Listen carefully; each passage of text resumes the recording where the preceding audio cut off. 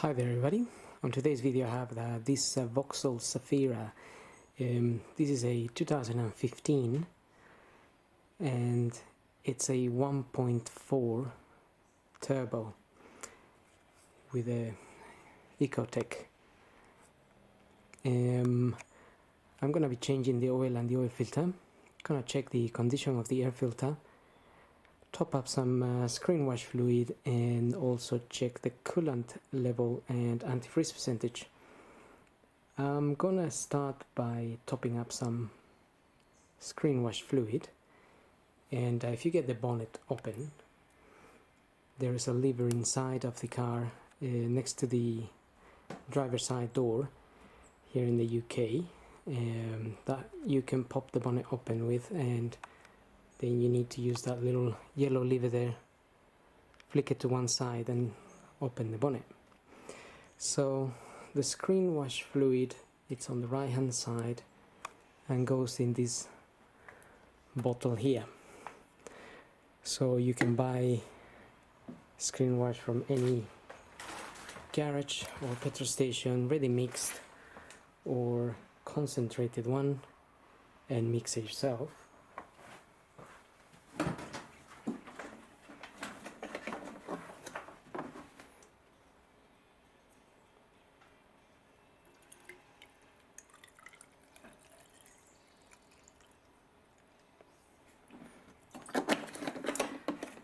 So that was pretty full anyway.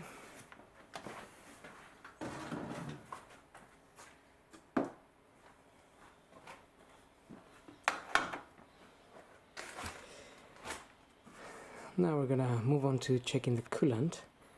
Now the coolant on this car, it's in the tank behind the battery there. A little bit awkward place.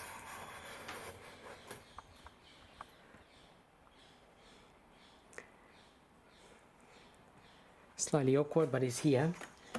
Just open the cap. If the engine's been running, just be careful when you open this cap. Do it slowly, even though they're made for safety. Just try to release the pressure and avoid any injuries. Get that open. I'm just gonna get a torch.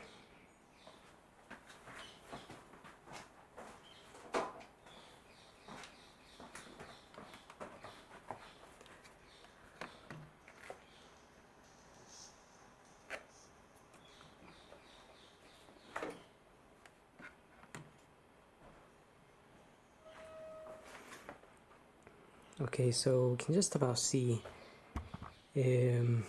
from this angle. Try to focus there on that. There is a line that goes across this tank all the way along the tank, and we're aiming for the coolant to be around that line. So you may just be able to see that. In this case, the coolant is pretty much at the line. Just it looks a little bit down, but I'm not really concerned about that. I can see that's a bit better. I can see pretty much that is at the line. If there wasn't any coolant in there, it would all look just white, and then we would be maybe a little bit more concerned. Now I'm gonna use this gadget here to take some fluid out and check the percentage of the antifreeze.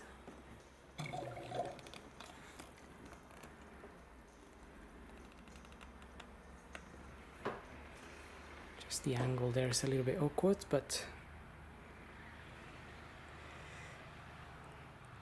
that's reading just about almost minus 30 there. And also you can see the antifreeze is very clean. It's got looks a little bit orangey, pink.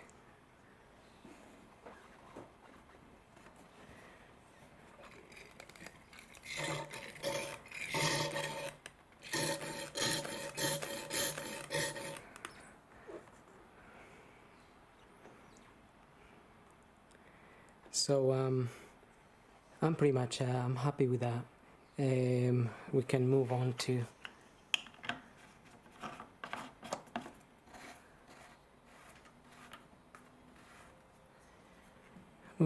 check the condition of the air filter. But like I said, if that was down a bit more or not visible, then I would investigate if there is a leak somewhere. Sometimes these tanks tend to crack themselves and then they leak, so that's not uncommon. Right, now the air filter is on the left hand side over there, so I'm just gonna move over there.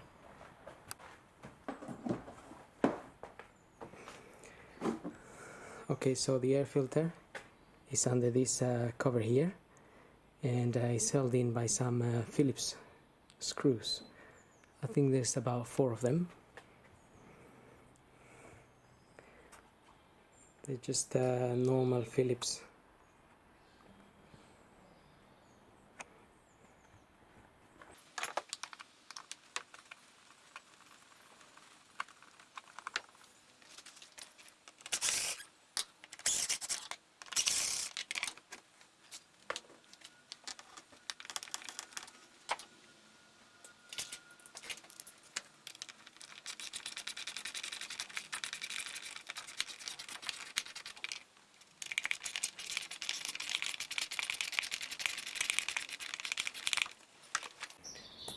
So there's actually 6 of the screws, and then we can lift this cover up. That's where the filter is. So this one is pretty new, and that's the one is a Crossland A20667. So ideally you get the new one, clean inside that box if it's really dirty. Get your filter back in there.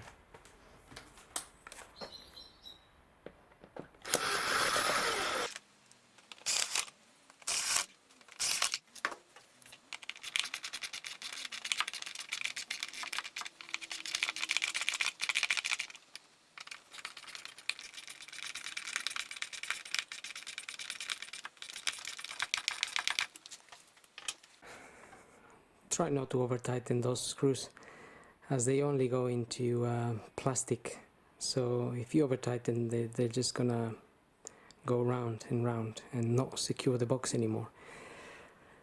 Okay, so now we're gonna move on to the oil and the oil filter. I'm gonna start by pulling the dipstick here.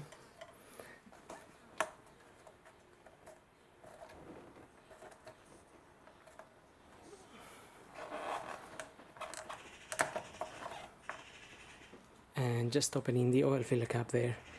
I'm gonna leave it like that, and that's just to allow some air to come in while we drain the oil from underneath. Okay, so just looking at the car from up here, the oil filter is just hiding down there. That's just the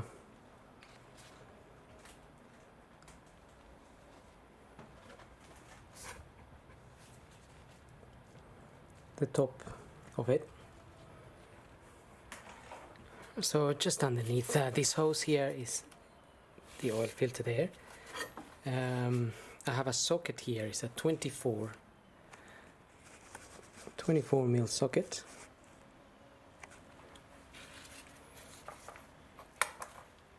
With an extension.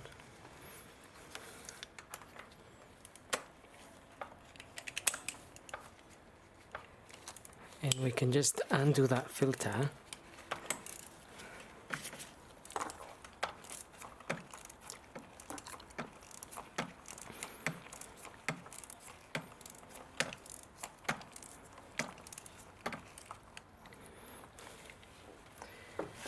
And that wasn't tight at all.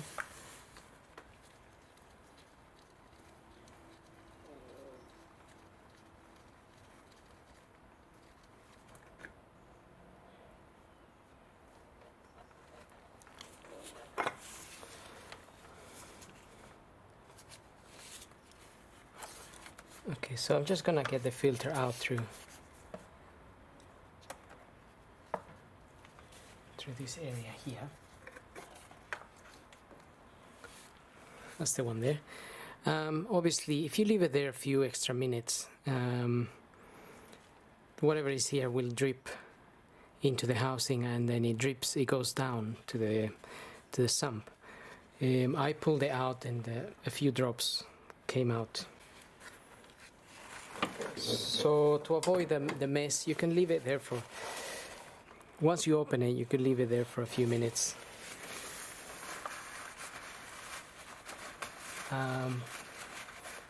But if you didn't,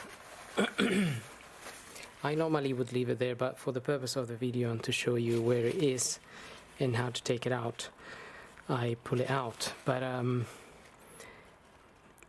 like I said, if you leave it there 5 minutes or so, once you pull it out, it'll be very unlikely that any drips will come out of this. And then we can just pull this filter out like so. It's a little bit hard to pull sometimes. They're just plugged in there. You can see maybe there's oil in there. So I'm just going to drain that oil, and I'm going to dispose of the filter. And now we're going to get the car up and drain the oil from underneath. Just remember that there is open where the filter is come out from. So if you're working outside or anything, just put some paper or something around that housing,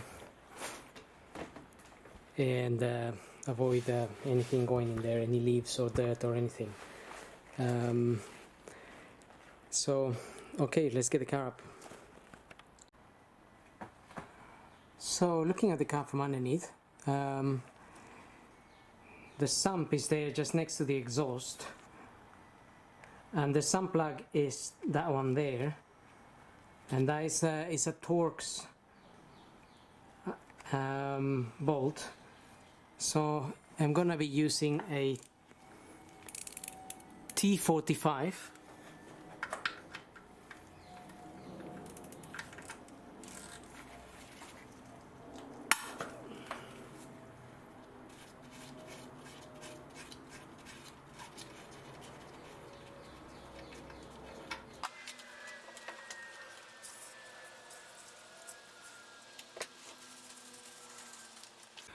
Now we can let that drain for 5 to 10 minutes. Also, when you open this, you will notice there is a writing on the side of the sump plug bolt, and what it says in there is basically 14 Newton meters. So that isn't a lot of force. So when we tighten this back, unless if you don't have a torque wrench, then just remember it shouldn't be that tight. That is a lot less. Even the filter is the filter cover is 25 Newton meters, and we don't use a lot of force for that. Okay, so while that is draining, we can actually prepare the oil filter. So I'm using one of these. That's the part number there. This is a QH1 GL3086.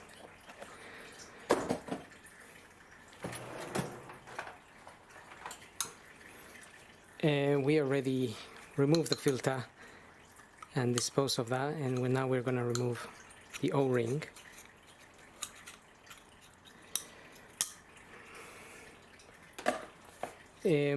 With your kit you will have a new O-ring. Oops.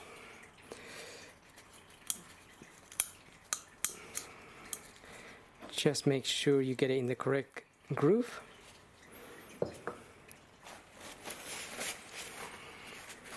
Just gonna wipe inside a little bit.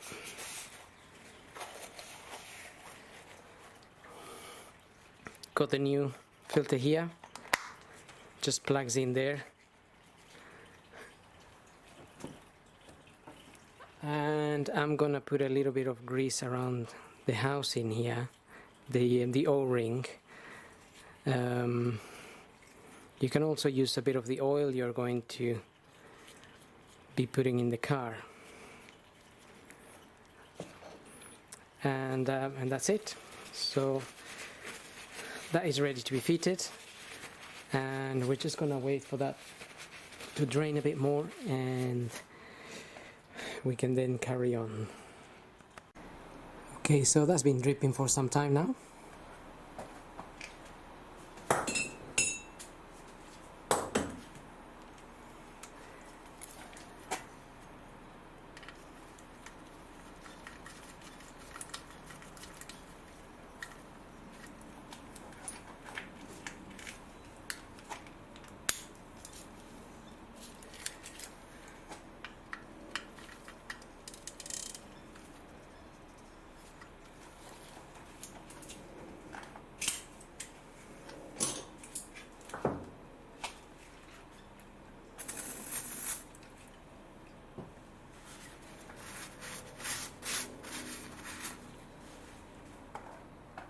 So just remember, 40 Newton meters, not that tight. You can, after we've put the oil in and you run the engine, you can check if you have any drips from there anyway. I doubt you would have any, but if you did, you can tighten it a little bit more. So with that in mind, I'm gonna get the car down and we can refit the filter and top up some oil.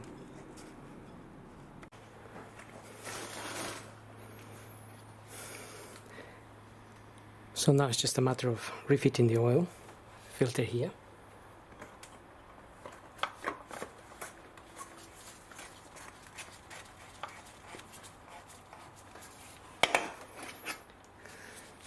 I always get it in by hand and make sure it's going in the correct way, just a little bit,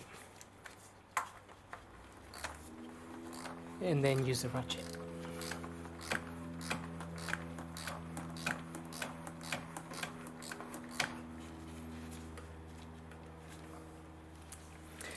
It's written 25 Newton meters, so again, not a lot of force.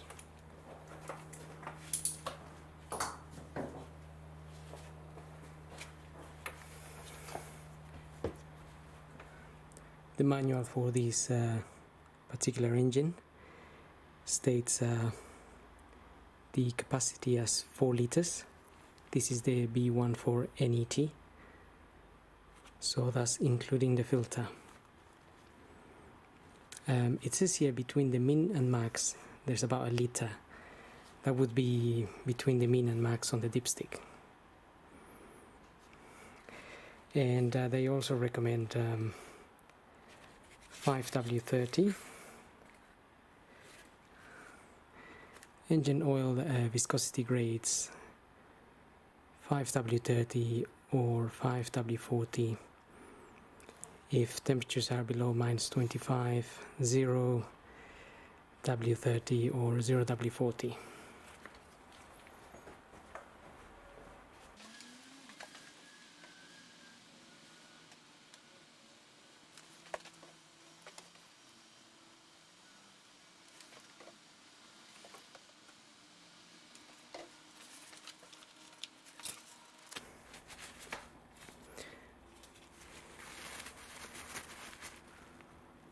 So if you look at your dipstick, the area of the minimum will be down this end, and the max will be up here. So we'll see where we are at now. We might be a little bit over, since once we run the engine, some of the oil will go into the oil filter housing.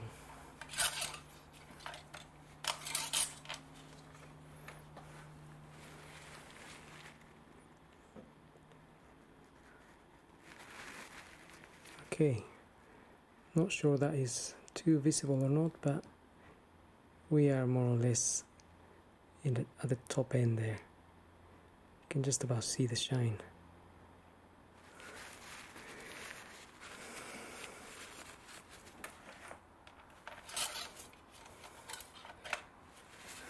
so I'm happy with that.